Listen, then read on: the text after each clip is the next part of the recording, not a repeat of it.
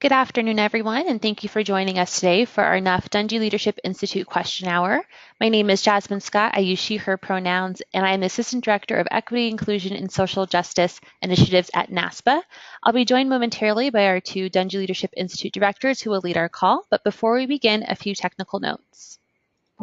Please at this time minimize all other applications so that you can see and hear our presentation today. You should have a gray menu on your screen right now, and somewhere on that you'll be able to see this audio control panel, which usually defaults to being open when you log into GoToWebinar. However, if it isn't, you can access your audio controls by clicking the arrow next to the word audio on your menu. It will open one of these two options for you. This will allow you to choose between telephone or mic and speakers, which you can switch between during the presentation if one stops working well for you. To use your telephone, use the access code and PIN located on your menu, not the ones here on my screen as they are only an example. Attendees will be muted throughout the session. However, if you have a question or comment during the presentation, please feel free to use the questions box to send us a question. Again, you can open it by clicking the arrow next to the word questions. If you're having technical issues, we will respond to you privately, and you will need to view your control panels to see our response. To give that a try right now, please use that box to tell us where you're viewing from and how many people you have in the room with you.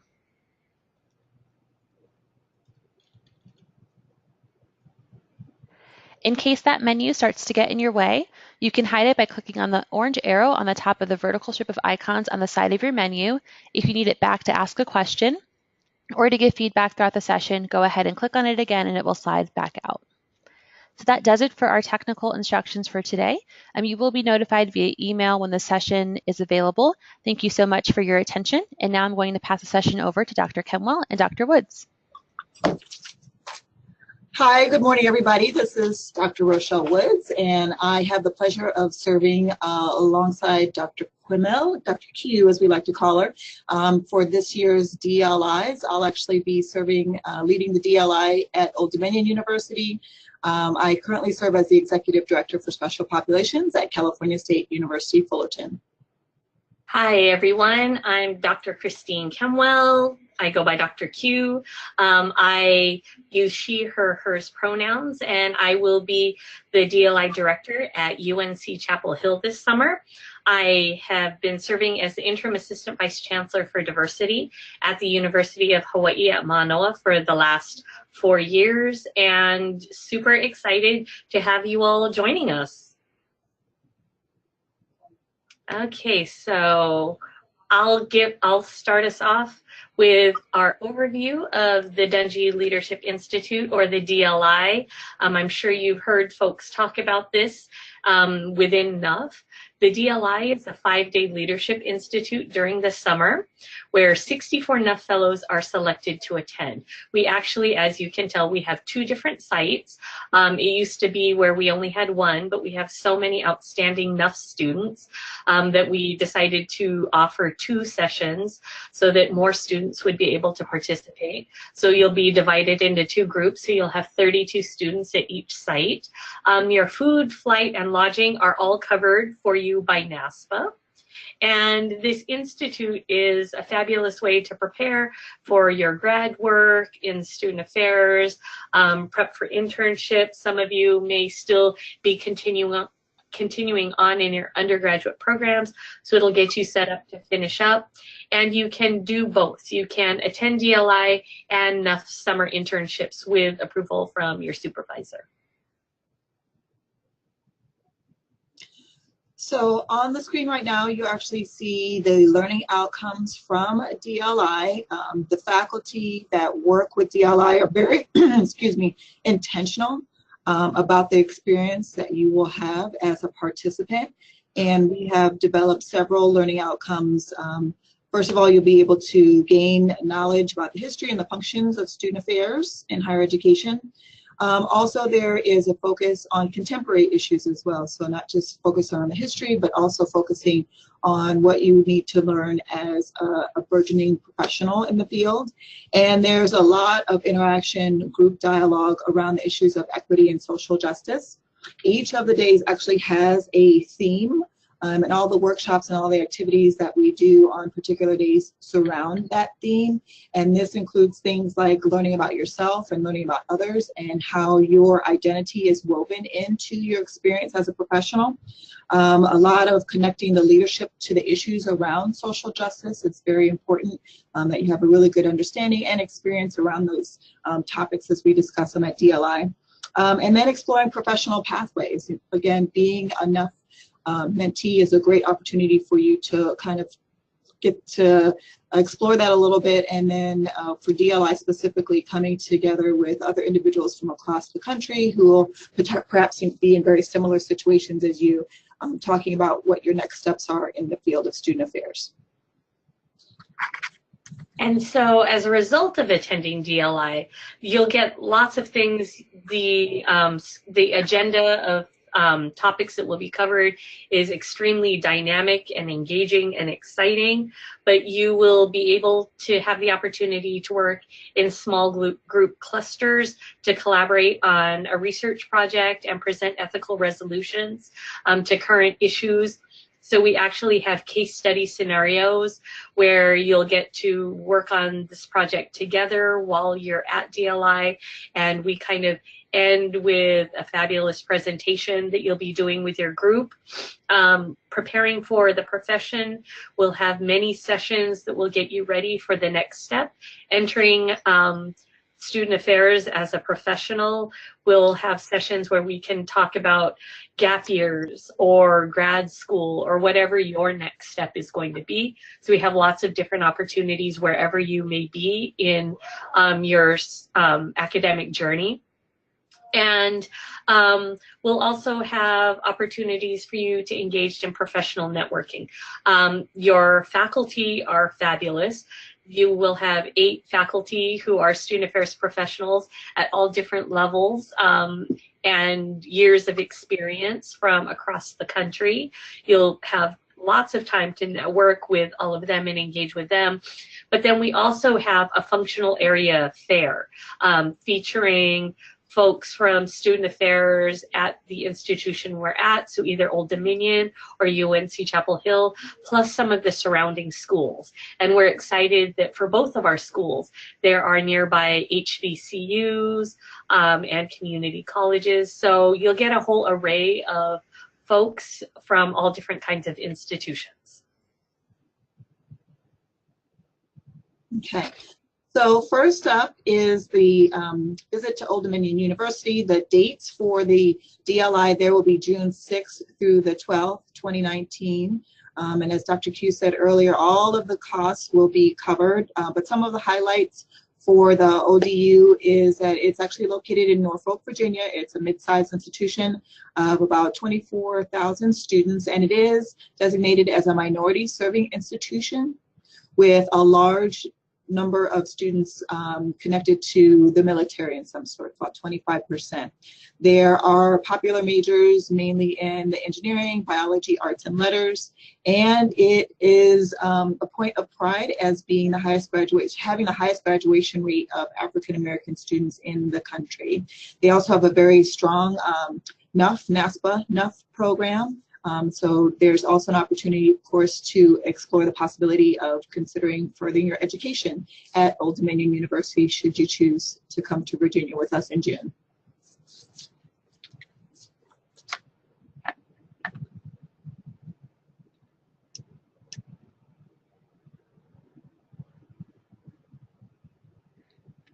Dr. Q, we can't hear you. Do you mind just double checking your microphone for us?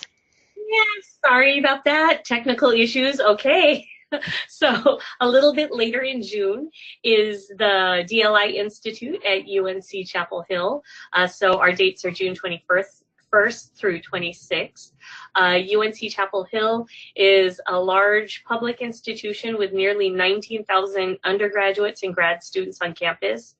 It's a large research institution as well. I think it's probably most known for a lot of folks for their athletics programs, so the Tar Heels. But UNC Chapel Hill is also 42% students of color. And I was surprised to see how large the population of Asian Pacific Islander students is actually on their campus. And as I mentioned before, the campus is near multiple HBCUs, historically Black colleges and universities. And it's also near the Research Triangle Park area, which is a booming kind of business triangle park area. But one of the things that we'll also be spending time, because UNC Chapel Hill, many of you know, has most recently been in the news a lot because of the Confederate statues on campus and the protests around that. And so just know going into this that we will also spend time with all of you kind of getting a sense of place, because we think it's really important as you kind of map out your next steps, whether it's as a job or for graduate school or whatever it is, that you really get a sense of the place that you're going to and understand the history and culture and communities on campus. So we will have some time where we'll be looking at kind of the dynamics on campus, things that have been happening, and kind of what our responses might be as student affairs professionals.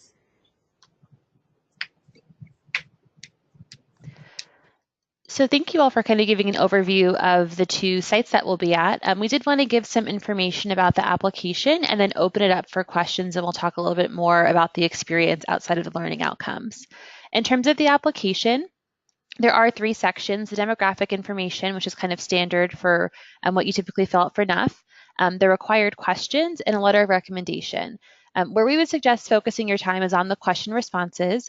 There are 3 questions, and they speak to your career goals, your NUF experience, and how you would benefit from the DLI experience. It's okay to not have a 10-year plan mapped out for your career, but you should be able to at least explain kind of what areas you want to explore or where you're wanting to learn more. We use these answers to evaluate the applications, but then Dr. Q and Dr. Woods also kind of use those answers to inform the approach we take with our institute curriculum. So it's really helpful when you all provide good detail around that. You'll also need to include a letter of recommendation from your NUF mentor. So if you're on this question hour and you want to apply, as soon as you log off with us, just go ahead and send them an email and make that request. Give them plenty of time to write thoughtfully about your contributions that you can make to the Institute. March tends to be a busy time for your NUF mentor, especially if they're going to a conference, a professional conference. So please give them ample time to fill that out so they can return it to you. You can upload it with your application. You'll also notice in the application you have to indicate your program availability. So some of you might attend schools in the quarter system and you might not be able to attend the first session because you're still doing final exams at the beginning of June, or you may have other obligations throughout the summer. So please just select your availability with intention. We tend to kind of pick the participants for an institute as a whole, the whole 32 of you all. And so we rarely have the availability to switch institutes for people who have changing availability. So just please be thoughtful about that. Applications are due March 17th, 2019 at 11:59 p.m. Pacific time. All of your materials have to be turned in to be considered, and we'll notify everyone no later than April 12th. We'll likely do that sooner, but just so you have a date in mind if you're talking to an internship advisor, supervisor, other obligations, by April 12th you'll have a confirmed decision from us. Then as a reminder, as Dr. Woods was saying and Dr. Q was saying, NASPA does cover the food, flight, and housing for the duration of the Institute in collaboration with our host site. So as a fellow, the cost that you're expected to really attend to is getting yourself to and from your home airport, and then if you choose to check a bag with you on the flight, those are the things that you're responsible for. Everything else is taken care of from NASPA or our host site. Any other thoughts about the application, Dr. Woods or Dr. Q? I think for your application, there's one way you could simply just answer the questions, but try to go a little bit deeper and really tell us who you are, because your unique experience. For instance, I'm a first-generation college student. I'm the daughter of an immigrant. I identify as Filipinx and Yonsei, which is fourth-generation Japanese American. All of these identities really feed into who I am as a professional, and I think that's really one of the things that we're looking for is who are you? We know that all of our NUF students are outstanding. They all are kind of the cream of the crop. They are engaged in doing lots of different leadership things on campus. They're doing student affairs, they're working jobs, they're in res life, they're doing all kinds of things. But really, kind of who are you and what do you bring to this experience? And the more open you are and willing to be kind of vulnerable, I think the more you'll get out of the whole DLI experience.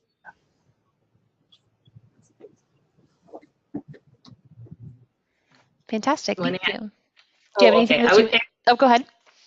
No, and I was also going to add, because so, through this, we just sort of gave you kind of the skeleton outline of what DLI is, but we didn't really talk about the heart of the program.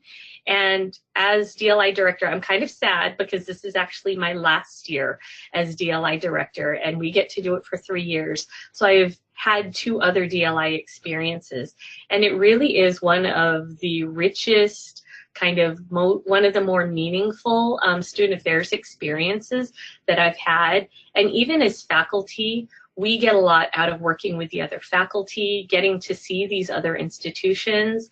I'm still very close with students from both of the previous years.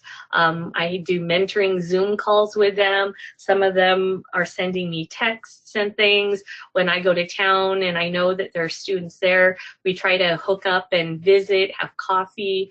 So I mean, it really is kind of an entryway into a bigger network and kind of putting yourself out there to new folks off of your campus.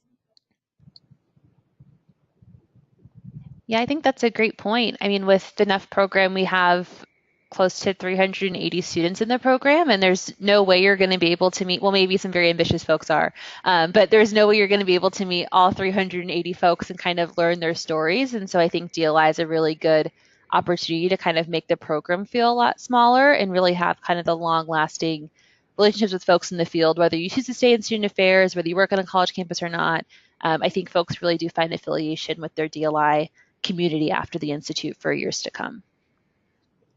They do. So the example that I always give, because I was so surprised after my first year when I went to the annual conference in Philadelphia following my first summer, a group of probably a dozen of the NUF students from my DLI attended the conference, and they all got an Airbnb together, and they stayed in a giant house, like 10 of them together, rather than staying with people from their own programs or their own schools. And so that's how closely these folks bond. And I know they were saying they're group meets, they still do check-ins with each other at least weekly. So really, this is the start of your professional network, because these folks are going to be colleagues with each other for the next 20, 30 years. So it's a great start to kind of entering the profession. Absolutely. We're moving into our question and answer portion of the call. So if you do have any questions, please feel free to use that questions tab and send them over to us, and we'll respond to you. I do want to ask for both Dr. Woods and Dr. Q. I think that students have so many different opportunities to attend leadership institutes, right? We have leadership, you have campus-based programs, we have stuff based on if you are in Greek life. There's so many different opportunities. What for you makes DLI stand out? And kind of if they had the opportunity to attend one or the other, kind of what's the selling point for DLI? I'll go ahead and jump in. I think this is actually my 3rd time around. I was fortunate enough to be part of the host team when Fullerton hosted a few years ago, and then had the opportunity to serve on faculty last year. But I think the thing that stuck out for me as far as the opportunity to really have a safe space to discuss identity and what identity means to you as a professional, which I don't think we often have those conversations, especially at the undergraduate level. It's often not until maybe you're further along in your career where you really start to have that realization that your identity does matter, and determines sometimes how your leadership shows itself. So to be able to have these thoughtful conversations and these times to interact where you are given that space to really explore what it means is really, I think, different from maybe other experiences that you would have in these leadership type of development institutes. And, you know, I just have to, of course, NUF is the best. Of course, our DLI is the best. Ours, I mean, I would just kind of reiterate everything that I said before, but the opportunity to engage in these really dynamic learning sessions that we have throughout the week that are being taught by faculty from around the country who are student affairs professionals that have had so many years in the field, who can mentor, who can advise, and who, to be quite honest, who look like you. And so for a lot of folks who don't have the opportunity to really engage with a lot of diverse faculty, to have this chance to really get to know them and to find out, how do you be your authentic self as you enter the profession? Are there ways to negotiate things? And, you know, what happens when there's turmoil and crisis on campus? You know, what do we do, and how do we represent ourselves and our institutions? And we cover all of these things and more. And then I just feel like the bonding that happens in that 5 days, we joke and call it Team No Sleep. So it's lots of long days that require lots of energy, but it's all good, and it's really good energy, and it really is a safe space to share and grow with each other. Thank you both.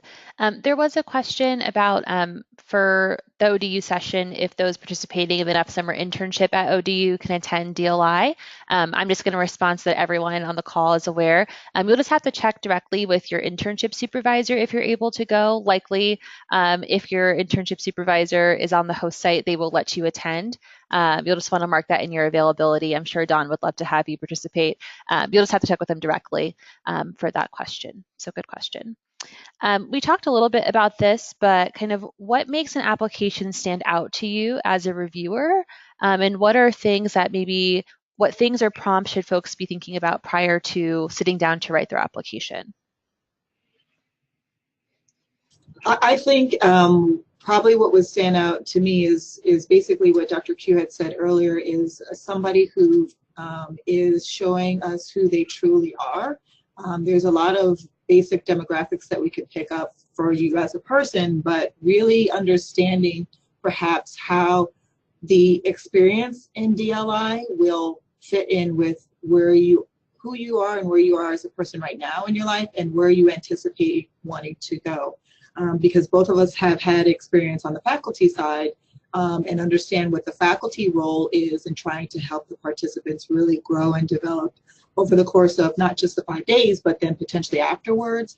It's really looking for applications that really kind of speak to who you are as a person, so that we can make sure that we're providing the best environment for your learning and growth and development. And I would say too, on your application, be honest and be real. Jasmine mentioned earlier, or Dr. Woods mentioned earlier, we don't expect you to have your entire professional career mapped out already, and you don't have to know what the exact next step is. Maybe you're on the cusp and you're like, do I do gap year? Do I go into a grad program? If I go into a grad program, which one do I pick? It's okay to come with all of those questions, and it's actually a good thing to come with all of those questions, because we can help you sort through and find the right answer for you. So don't feel like I have to have everything together and know exactly what my 2-year, 5-year, 10-year plan is going to be in order to be accepted. It's okay to not know. So we've alluded to this faculty multiple times, of these like mysterious faculty members, and they're so talented. Can you all talk a little bit more about kind of the role of the faculty and how they move students through the curriculum throughout the Institute? So the faculty, actually, we have just completed the process to select the faculty who will be serving at the two institutes. And it was actually a really competitive process. We had a great deal of really strong candidates who were very motivated to want to be involved with DLI. Some people who have actually been NUFs as well, so that was also nice to see that they want to kind of come full circle and serve in these roles. But I think probably when we think about the faculty and what their role is going to be, it is about helping to build that community, not just across the 32, but the 32 actually is a fairly manageable number, but we even break it down even more, and there will be groups of 8 NUF DLI participants that will be assigned to faculty who work very closely with them over the course of the week and get to know them, and again act as a resource for them as they're going through the sessions and also preparing for the case study. But the role of the faculty is, I don't know, I'm going to speak for just myself, is just to be there for the participants and meet them where they're at and help them, like Dr. Q was saying earlier, answer those questions and just give another perspective in what the field looks like and potentially where they want to go in the field too. Yeah, definitely. And so I think that knowing going in that you will have this small group cluster time, and the clusters are very personalized. So my last cluster when I got to be faculty was Heart and Soul, and so we're still close like that, and we still do have a group me, and you know, it's been over 2 years and we're still in contact with each other, keeping in touch. But that's where you get really kind of one-on-one chances to share, to kind of discuss things that maybe had challenged you. And we even have kind of individualized mentoring opportunities. So the faculty are there throughout. We have lots of things worked in so that you can have one-on-ones, even with faculty who aren't necessarily your cluster group leaders. So it's, again, it's a great chance, other than like a conference where maybe you meet somebody and you introduce yourself to them after a session and you exchange a business card, and then you're kind of like, okay, now what? At DLI, you actually get to engage in longer conversations and even mentoring if that's what you decide that you want to have with them. Thank you both. One of the things we alluded to earlier in the curriculum was this idea of covering contemporary issues. So yes, understanding the history of higher education, but also saying, you know, we're in these different places, a lot of different things are happening. How do we remain attentive and aware of those items? Do you all maybe want to share some of the contemporary issues or current events that we've been discussing for each institute? And I think some have likely changed since we've even last chatted about the institute. Oh yeah, well, I'll let Rochelle discuss Old Dominion, which is located in Virginia. But for UNC, and actually for the last 3 years, we've talked about issues around gender identity and undocumented students, Title IX issues. What else have we done? Now I'm blanking out at some of the other topics that we've done. But because we're going to UNC Chapel Hill, we actually did want to spend a lot of time talking about Confederate statues and even how that can extend into sports mascots and things, because, you know, not every campus has Confederate statues, but similar kinds of things, as well as dealing with large protests on campus, because we know as students, many of you are activists and identify strongly as being an activist. But what happens when you enter the profession and suddenly you have to represent the institution? So how do you navigate all of that, maintaining your own personal identities as well as this kind of activist identity? Those are things that we've been having conversations about, how to shape those with all of you. And this actually is another opportunity for you to meet more professionals as well, because the contemporary issue sessions are actually facilitated by people from the home campus. So in addition to your faculty members that you're going to meet as part of DLI, You also have the opportunity to meet these professionals that are coming in to do these contemporary issues sessions, again, expanding your network. Just off the top of my head, I know we were also talking about social media presence and what that looks like, especially in today's climate with everything that's going on. But in addition to the ones that Dr. Q had mentioned, these are ideas that we're discussing with the host campuses to really find some professionals that can speak to those issues and serve well in those roles. Thank you. So we had a question come in about the research projects, which I think are the case studies. So kind of how do we decide the topics and how are they assigned for the case study project? So actually, the case studies are written by the faculty members. So the faculty, while we're in this planning stages leading up to the actual institute itself, we will come together in our planning meetings and take a look at some of the ideas that people have and then really hone in and make them some robust case studies for the students to present on at the end of the week. The topics, at least the ones I've seen for the last couple of years, are varied. Sometimes tying into directly what's going on in the media, but then sometimes just really thought-provoking things about issues in higher education in general. It's not something that you need to come in with a doctorate or PhD to understand. You're going to have the opportunity again to do some research and talk to some people while you are there that week, just to really respond to, it's almost as like it's a situation like, what would you do if? And that's what a case study is really, you have this problem and coming up with a solution and then presenting the solution to the rest of the participants. And I have to say, I have just been so overwhelmed by the quality of the case studies that the DLI students have presented to us. And I think it's another great way that your student clusters get to bond with each other, because it's your cluster that works together on the assignment. So you don't have to worry, you're not doing it all by yourself. You're not expected to bring research materials with you. You won't know the topics before you get there. You actually won't even know who your cluster is until you get there.